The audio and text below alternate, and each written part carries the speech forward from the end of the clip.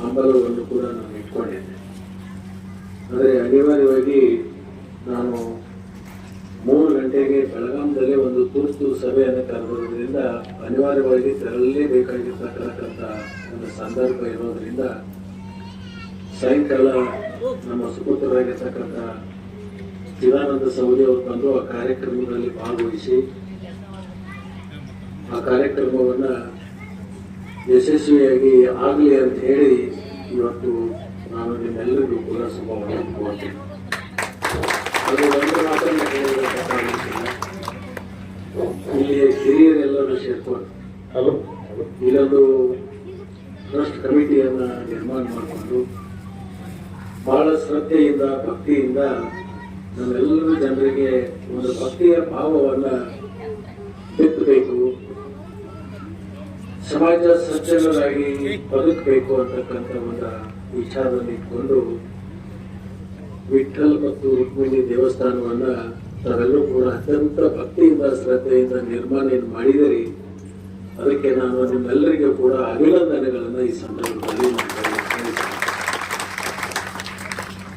ಬಹುಶಃ ದೇವಸ್ಥಾನಗಳನ್ನ, ಮಂದಿರಗಳನ್ನ, ಮಠಗಳನ್ನ, ಮಸೀದಿಗಳನ್ನ, ಚರ್ಚ್ಗಳನ್ನ ನಾವು ಯಾಕೆ ಕಟ್ತೀವಿ ಅಂತಂದ್ರೆ ನಮ್ಮ ಲೌಕಿಕ ಜೀವನದಲ್ಲಿ ನಮ್ಮ ಮತಿ ಕಲ್ಮಿಷ ಆಗಿರುತ್ತೆ. ಆ ಕಲ್ಮಶ ಆಗಿರ್ತಕ್ಕಂಥ ಮತಿಗೆ ಒಂದು ಪರಿಶುದ್ಧವಾಗಿರ್ತಕ್ಕಂಥ ಭಾವ ಬರಬೇಕಾದ್ರೆ ದೇವಸ್ಥಾನಗಳು ಬೇಕಾಗುತ್ತೆ. ಉದಾಹರಣೆ ಅಂತಂದ್ರೆ ಒಂದು ಮಠಕ್ಕೆ ಹೋಗಿರ್ತೀವಿ, ಒಬ್ರು ಸ್ವಾಮೀಜಿಯವರು ಇರ್ತಾರೆ, ಎಲ್ಲ ಧರ್ಮದ ಸ್ವಾಮೀಜಿಯವರು ಇರ್ತಾರೆ. ನಾವು ಮಠ ಮಂದಿರಗಳಿಗೆ ಹೋದಾಗ ನಾವು ಹೋಗ್ತಕ್ಕಂಥ ಸಂದರ್ಭದಲ್ಲಿ ನಾವು ಏನ್ ಮಾಡ್ತೇವೆ ಅಂದ್ರೆ ಸ್ವಾಮೀಜಿ ಅವರಿಗೆ ಒಂದು ಹಣ್ಣ ಹಂಪಲನ್ನ ನಾವೊಂದು ಕ್ಯಾರಿ ಬ್ಯಾಗ್ ಒಂದು ಪ್ಲಾಸ್ಟಿಕ್ ಬ್ಯಾಗ್ ಹಾಕೊಂಡು ಮಠಕ್ಕೆ ಹೋಗಿರ್ತೀವಿ. ಬಾಳೆಹಣ್ಣು, ಸಫರ್ಜನ್ನು ಇಂಥವೆಲ್ಲ ಕೊಂಡು ಹೋಗಿರ್ತೀವಿ. ಅಲ್ಲಿ ಹೋಗಿ ಸ್ವಾಮೀಜಿ ಅವರಿಗೆ ಅದನ್ನ ಇಟ್ಟು ನಮಸ್ಕಾರ ಮಾಡ್ತೀವಿ.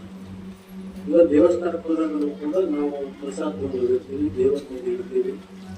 ನಾವು ಹೋಗೋ ಮುಂದೆ ಏನಿರ್ತದಪ್ಪ ಅಂತಂದ್ರೆ ಅದು ಹಣ್ಣು ಇರ್ತದೆ, ನಾವು ಹೋಗೋ ಮುಂದೆ ಏನಿರ್ತದೆ ಹಣ್ಣು ಹಂಪಲು ಇರ್ತದೆ.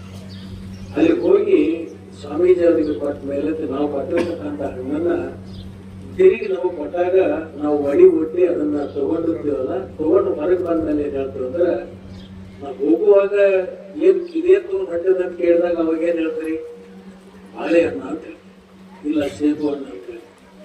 ತಿರುಗಿ ಬರುವತ್ನಾಗ ಅದೇ ಯಾರಂದ್ರೆ ಏನ್ ತಗೊಂಡು ಹೊಟ್ಟಿದ್ವಿ ಅಂತಂದೆ ಅಂತ ಹೇಳಿದ್ರೆ ಪೂಜ್ಯರು ಕೊಟ್ಟಿರ್ತಕ್ಕಂಥ, ಸ್ವಾಮೀಜಿಯವರು ಕೊಟ್ಟಿರ್ತಕ್ಕಂಥ ಪ್ರಸಾದ ಅಂತ ಹೇಳ್ತೀವಿ.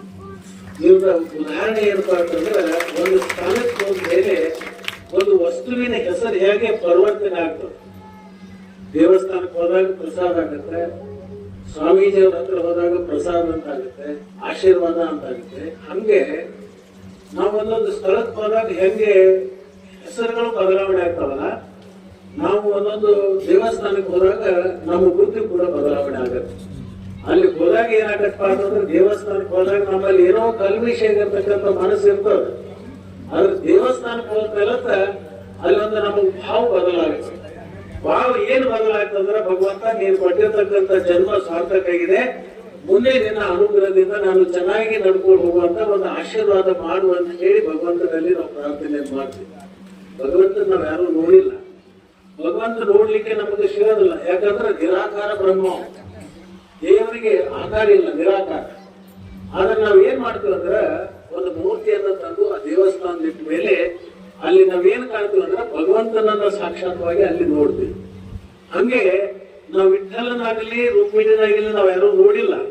ಆದ್ರೆ ಇಲ್ಲಿ ಬಂದ ಮೇಲೆ ಏನಾಗ್ತದಪ್ಪ ಅಂತಂದ್ರೆ ಮೂರ್ತಿ ಮುಖಾಂತರ ಆ ವಿಠ್ಠಲ ಮತ್ತು ರುಕ್ಮಿಣಿ ಇಲ್ಲೇ ಇದಾರು ಅಂತಕ್ಕಂಥ ಏನು ಭಾವ ಬರ್ತದಲ್ಲ, ಆ ಭಾವ ಬದಲಾಗ್ಲಿ ಅಂತಕ್ಕಂಥ ವಿಚಾರ ಇಟ್ಕೊಂಡು ನಾವು ದೇವಸ್ಥಾನಗಳನ್ನ ನಿರ್ಮಾಣ ಮಾಡ್ತೀವಿ. ಆ ದೇವಸ್ಥಾನಕ್ಕೆ ಬಂದು ನಾವು ಆ ಭಗವಂತನಲ್ಲಿ ನಾವು ಬೇಡ್ಕೊಂಡು ನನ್ನ ಜನ್ಮವನ್ನ ಸಾರ್ಥಕತೆಯನ್ನು ಪಡ್ಕೊಳ್ಳಿಕ್ಕೆ ನನಗೆ ನಿನ್ನ ಅಂತಃಕರಣ ಇರ್ಲಿ ಅಂತ ಹೇಳಿ ಆ ಭಗವಂತನಲ್ಲಿ ನಾವು ಕೇಳ್ಕೊತೀವಿ. ಅಂತ ಒಂದು ಸ್ಥಳವನ್ನ ಇವತ್ತು ನಿರ್ಮಾಣ ಮಾಡಿ ನಮ್ಮ ಎಲ್ಲ ಭಕ್ತರಿಗೆ ಅವರ ಜೀವನದಲ್ಲಿ ಒಂದು ಕೃತಜ್ಞತೆಯನ್ನ ಮೂಡಬೇಕು, ಅವರಿಗೆ ಭಾವ ಬದಲಾಗಬೇಕು, ಅವರಲ್ಲಿರ್ತಕ್ಕಂಥ ಮನಸ್ಸು ಪರಿಶುದ್ಧ ಆಗ್ಬೇಕು ಅಂತಕ್ಕಂಥ ಭಾವನೆಯನ್ನು ಇಟ್ಕೊಂಡು ದೇವಸ್ಥಾನಗಳನ್ನ ನಾವು ನಿರ್ಮಾಣ ಮಾಡ್ತೀವಿ. ಅಂತ ದೇವಸ್ಥಾನವನ್ನ ನೀವು ಇಲ್ಲಿ ಶಿರಟ್ಟಿ ಆರ್ಶಿ ಒಳಗ ನೀವೆಲ್ಲರೂ ಸೇರ್ಕೊಂಡು ನಾವು 7 ಲಕ್ಷ ಕೊಡೋದು ದೊಡ್ಡದಲ್ಲ. ಆದ್ರೆ ನೀವೇನು ಭಕ್ತಿ ಭಾವದಿಂದ ಶ್ರಮ ವಹಿಸಿ ಶ್ರದ್ಧೆ ಇಟ್ಕೊಂಡು ದೇವಸ್ಥಾನವನ್ನು ನಮ್ಮ ಮನೆ ಕೆಲಸಗಳನ್ನ ಎಲ್ಲ ಬದಿ ಇಟ್ಕೊಂಡು ನಮ್ಮೆಲ್ಲರ ಜನರಿಗೆ ಒಳ್ಳೇದಾಗ್ಲಿ, ನಮ್ಮ ಭಕ್ತರಿಗೆ ಒಳ್ಳೇದಾಗ್ಲಿ ಅಂತ ಹೇಳಿ ನೀವು ಪರಿಶುದ್ಧವಾಗಿರ್ತಕ್ಕಂಥ ಮನಸ್ಸುಗಳಿರ್ತಕ್ಕಂಥ ನೀವೆಲ್ಲರೂ ಕೂಡ್ಕೊಂಡು ಏನು ದೇವಸ್ಥಾನವನ್ನು ನಿರ್ಮಾಣ ಮಾಡಿದ್ರಲ್ಲ, ನಿಮಗೆ ನಾವು ಧನ್ಯವಾದಗಳನ್ನ ಹೇಳಬೇಕು ಅಂತಕ್ಕಂಥದ್ದು ನಮ್ಮ ಕರ್ತವ್ಯ. ಅಂತ ಕಾರ್ಯಗಳನ್ನು ಮಾಡಿರ್ತಕ್ಕಂಥ ನಮ್ಮ ಎಲ್ಲ ಹಿರಿಯರಿಗೆ, ಯುವಕರಿಗೆ ಆ ಭಗವಂತ ಒಳ್ಳೆಯದನ್ನ ಮಾಡ್ಲಿ ಅಂತ ಹೇಳಿ ಇವತ್ತು ನಾವು ಹೋಗುವುದು ಒಳ್ಳೆಯದಿಲ್ಲ, ಬಂದಿಲ್ಲ. ಭಗವಂತ ಇದನ್ನ ಮಧ್ಯದಲ್ಲಿ ನಮಗೆಲ್ಲ ಕೊಟ್ಟಿದ್ದಾನಲ್ಲ, ಇದು ಸಮಾಜಕ್ಕೆ ಸಮರ್ಪಣೆ ಆಗ್ಬೇಕು ಅಂತಕ್ಕಂಥ ಭಾವನೆ ಇಟ್ಕೊಂಡಿರ್ತಕ್ಕಂಥವು ನಮ್ಮ ಮಂಜಾಳ ವಕೀಲರು. ಅವರಿಗೆ ಕೂಡ ನಾನು ಅಭಿನಂದನೆಗಳನ್ನ ಈ ಸಂದರ್ಭದಲ್ಲಿ ಹೇಳಿ, ಇವತ್ತು ಅನಿವಾರ್ಯ ಕಾರಣದಿಂದ ನಾನು ಹೋಗಲೇಬೇಕಾಗಿರ್ತಕ್ಕಂಥ ಒಂದು ಸನ್ನಿವೇಶ ಇರೋದ್ರ ಮುಂಜಾನೆ ನಮ್ಮ ಲಗ್ಮಾನ ಅವರೆಲ್ಲ ಬಂದಿದ್ರು.